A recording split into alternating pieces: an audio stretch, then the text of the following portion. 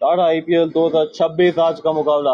एक तरफ होगा कोलकाता, दूसरी तरफ होगा राजस्थान। एक तरफ वो 4 जीत 5 मुकाबलों में, तो दूसरी तरफ वो 6 मुकाबलों में 5 हार 1 नो रिजल्ट। अब कौन पड़ेगा किस पे भारी, किसका बजता है बैंड बाजा? क्योंकि एक तरफ है अजिंक्य रहाणे, दूसरी तरफ है बिल्कुल रियान पराग। तो फिर क्या दाल बाटी चूरमा बजा देंगे कोलकाता का सूरमा? करते हैं इसके ऊपर चर्चा है खास। You are listening Podbean presents hashtag आप सविश in association with Cricket Insight Cricket Circle Cricket Channel में आप सभी का हाथ जोड़ के स्वागत है। और स्वागत है जी, स्वागत है। हैशटैग आप सविश के एपिसोड में स्वागत है, क्योंकि बात करते हैं एक तरफ है कोलकाता, दूसरी तरफ है राजस्थान। तो फिर दोनों की टीमों के प्रोबेबली प्लेइंग 11 की करते हैं चर्चा। तो फिर ओपन करते नजर आएंगे पहले कोलकाता के लिए टिम साइफर, साथ में होंगे अजिंक्य रहाणे।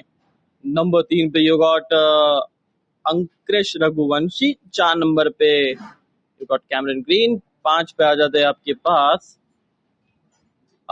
5 पे who will be the player to solve the problem for KKR, और रॉबिन पावल। 6 पे रिंकू, 7 पे रमन, 8 पे नारायण, नंबर 9 पे यू गॉट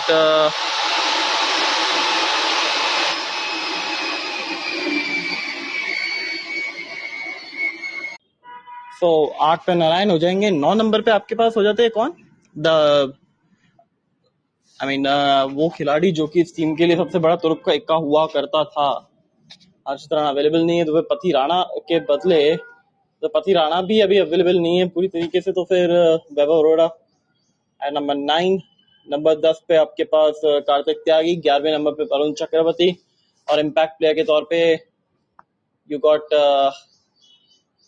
किसको आप ले सकते हैं? You got options also for any other players you can go on, but Kartik Tyagi मतलब ये तो हो जाएंगे 11 तक। तो और फिर 12वें नंबर पे कौन? ये सोचने वाली बात है ना कि इम्पैक्ट प्लेयर इनका रहेगा कौन। अनुकूल रॉय को आप ले सकते हैं 11 के अंदर, या फिर आप बाहर कर सकते हैं इम्पैक्ट प्लेयर के तौर पे आप लेके आ सकते हैं वरुण चक्रवर्ती को। But that's a serious question, different question है, डिफरेंट एस्पेक्ट्स है गेम के। बट राजस्थान रॉयल्स का क्या 12 होने वाला है? क्योंकि पिछले मैच में हैटी को बाहर करके ये प्रेटोरियस को लेके आए थे। वो जो ऑप्शन था वो फेल हुआ था, बैटिंग ऑर्डर फेल हुआ था। बट अब यहाँ पे क्या होगा? देखो, सूर्यवंशी और यशस्वी ओपन करते नजर आएंगे।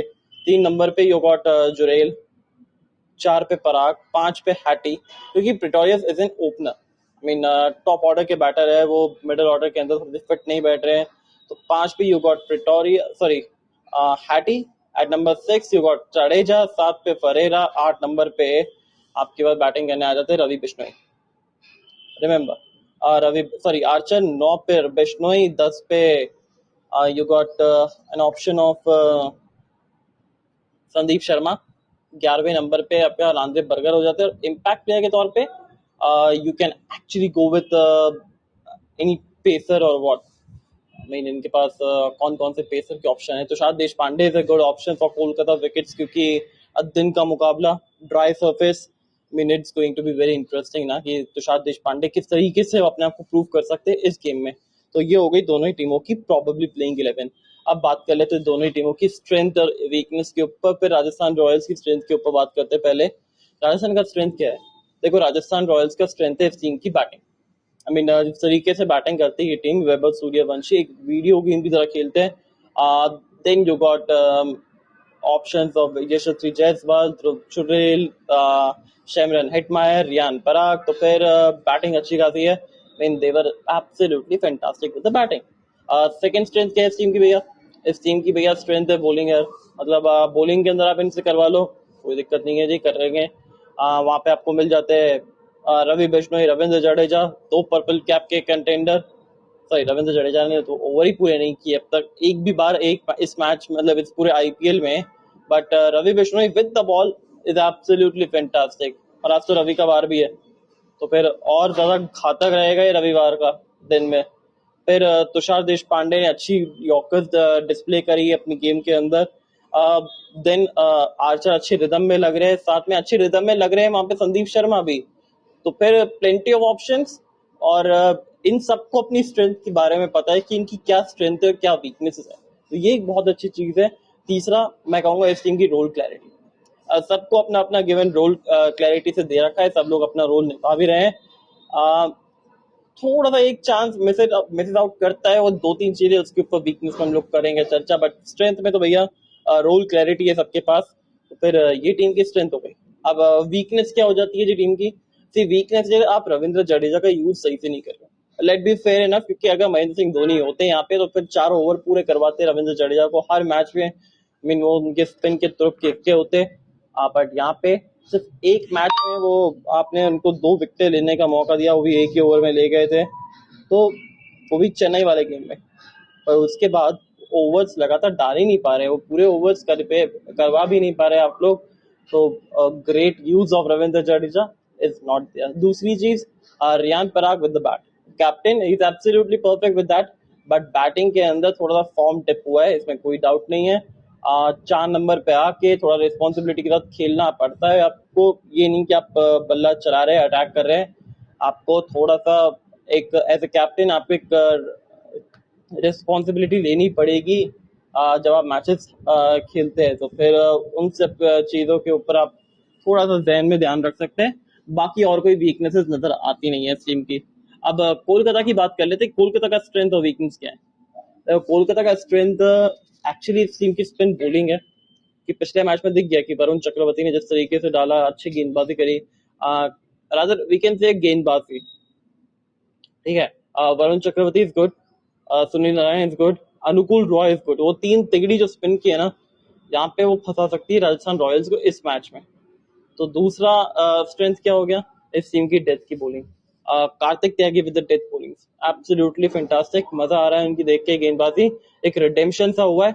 और राजस्थान तो इनकी पुरानी टीम भी है जो 2021 के अंदर खेला करते थे राजस्थान रॉयल्स के लिए, एक मैच भी जिताया था पंजाब किंग्स के अगेंस्ट, जिसमें और 2 रन डिफेंड करने, 2 या 3 रन, तो उसमें वो मैच जिताया था उन्होंने, 2 विकेटें भी निकाली थी पूरन और राहुल की।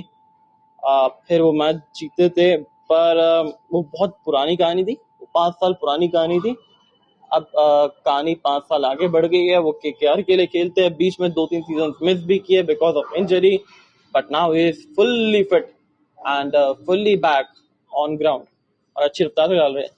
तीसरा स्ट्रेंथ अगर आप देखें इस टीम का, बैटिंग, खासकर मिडिल ऑर्डर ने जिस तरीके से फायर किया है, बिकॉज रघुवंशी के अंकुश रघुवंशी के रन निकल रहे थे, that's a great thing for KKR.